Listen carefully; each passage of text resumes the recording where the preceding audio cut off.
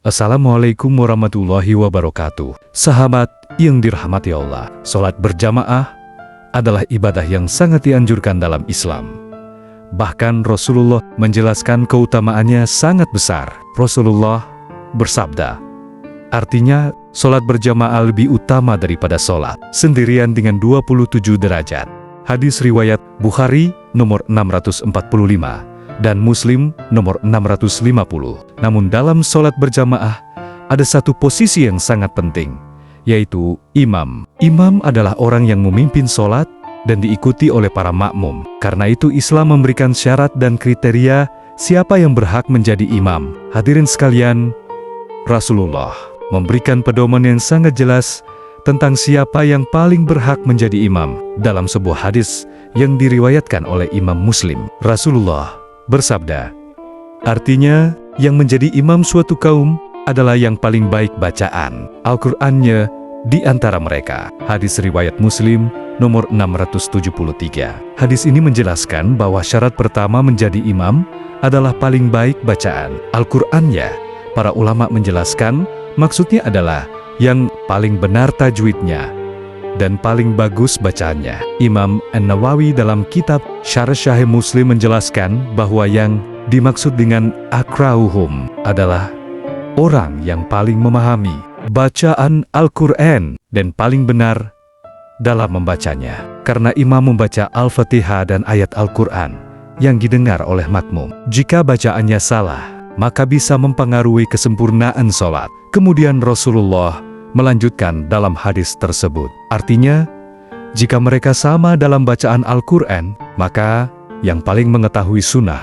Hadis riwayat Muslim, artinya jika bacaan Al-Qur'annya sama baiknya, maka yang lebih berhak menjadi imam adalah yang lebih memahami ilmu agama dan sunnah Nabi. Karena imam tidak hanya membaca Al-Qur'an, tetapi juga harus memahami tata cara sholat yang benar sesuai sunnah Rasulullah. Sahabat yang dimuliakan Allah, selain itu, para ulama juga menjelaskan beberapa syarat dasar menjadi imam. Di antaranya, pertama, seorang muslim, karena sholat adalah ibadah dalam Islam. Kedua, berakal dan sudah tamyiz, artinya orang yang sudah mampu memahami sholat. Ketiga, laki-laki jika makmumnya laki-laki, karena menurut jumhur ulama, wanita tidak boleh menjadi imam bagi laki-laki dalam sholat wajib. Keempat, mampu membaca Al-Fatihah dengan benar, karena membaca Al-Fatihah adalah rukun sholat. Rasulullah bersabda, artinya tidak sah sholat seseorang yang tidak membaca Al-Fatihah. Hadis riwayat Bukhari nomor 756 dan Muslim nomor 394. Karena itu, imam harus mampu membaca Al-Fatihah dengan benar agar sholat jemaah menjadi sah dan sempurna. Sahabat yang dirahmati Allah, dari penjelasan ini kita memahami bahwa menjadi imam bukan sekadar berdiri di depan, tetapi ada tanggung jawab besar dalam memimpin ibadah umat. Karena itu para sahabat dahulu sangat berhati-hati dalam memilih imam. Sahabat yang dirahmati Allah, dalam hadis yang sama, Rasulullah SAW menjelaskan urutan siapa yang paling berhak menjadi imam. Rasulullah SAW bersabda, artinya jika mereka sama dalam pengetahuan sunnah, maka yang lebih dahulu hijrah. Hadis riwayat Muslim nomor 673. Kemudian Rasulullah SAW melanjutkan, artinya jika mereka sama dalam hijrah, maka yang lebih dahulu masuk Islam. Hadis riwayat Muslim. Para ulama menjelaskan hadis ini sebagai urutan prioritas menjadi imam. Imam An-Nawawi menjelaskan urutannya sebagai berikut. Yang paling baik bacaan Al-Qur'annya, yang paling memahami sunnah, yang lebih dahulu masuk Islam, yang lebih tua usianya. Kemudian dalam sebagian riwayat disebutkan juga, artinya tidak boleh seseorang menjadi imam di tempat kekuasaan orang lain tanpa izinnya. Hadis riwayat Muslim.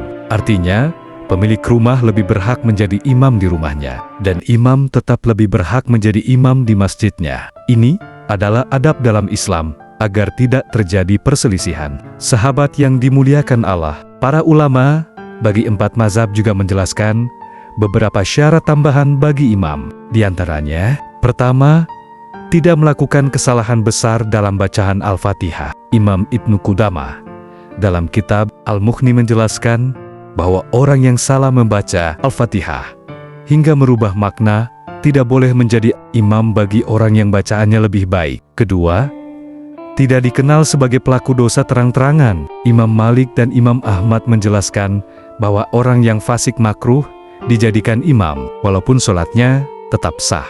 Ketiga, imam harus mampu melaksanakan rukun sholat dengan sempurna. Karena imam adalah contoh bagi makmum. Rasulullah SAW bersabda, artinya sesungguhnya imam itu dijadikan untuk diikuti. Hadis riwayat Bukhari nomor 722 dan Muslim nomor 414.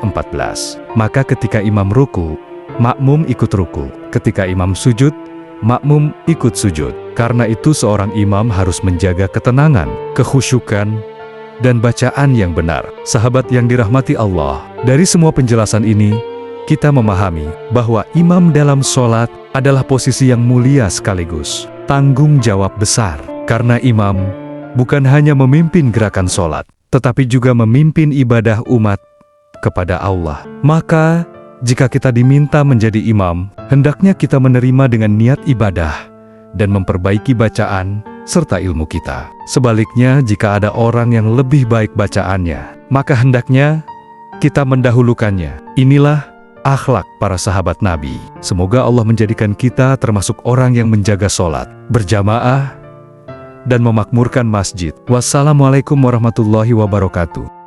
Sahabat yang dirahmati Allah, pada bagian sebelumnya kita telah membahas beberapa syarat dan kriteria seseorang menjadi imam sholat jamaah. Di antaranya adalah paling baik bacaan Al-Qur'annya dan paling memahami sunnah Nabi. Lalu muncul pertanyaan, apakah seorang imam juga harus memahami fikih sholat? Para ulama menjelaskan bahwa imam sebaiknya memahami fikih sholat karena ia memimpin ibadah banyak orang. Dasarnya adalah hadis Rasulullah SAW yang diriwayatkan oleh Imam Muslim. Artinya, yang menjadi imam suatu kaum adalah yang paling baik bacaan Al-Qur'annya. Jika mereka sama dalam bacaan, maka yang paling mengetahui sunnah. Hadis riwayat Muslim nomor 673. Sahabat sekalian, para ulama menjelaskan bahwa yang paling mengetahui sunnah termasuk orang yang paling memahami hukum-hukum sholat. Imam An-Nawawi dalam kitab Syarh Sahih Muslim menjelaskan bahwa yang dimaksud dengan alamuhum bis sunnah adalah orang yang lebih memahami hukum-hukum agama, terutama yang berkaitan dengan sholat. Mengapa ini penting? Karena dalam sholat kadang terjadi berbagai keadaan yang memerlukan pemahaman fikih.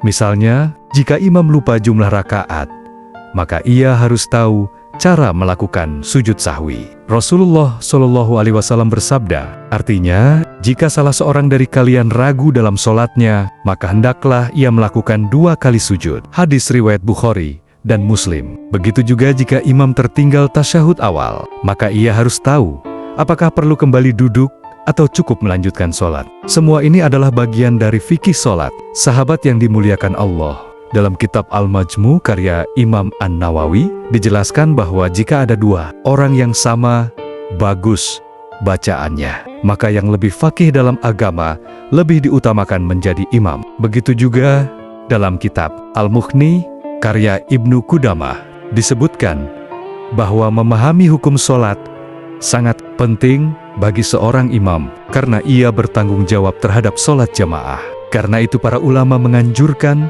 agar seorang imam memiliki beberapa kemampuan. Pertama, bacaan Al-Quran yang baik. Kedua, memahami tata cara sholat sesuai sunnah.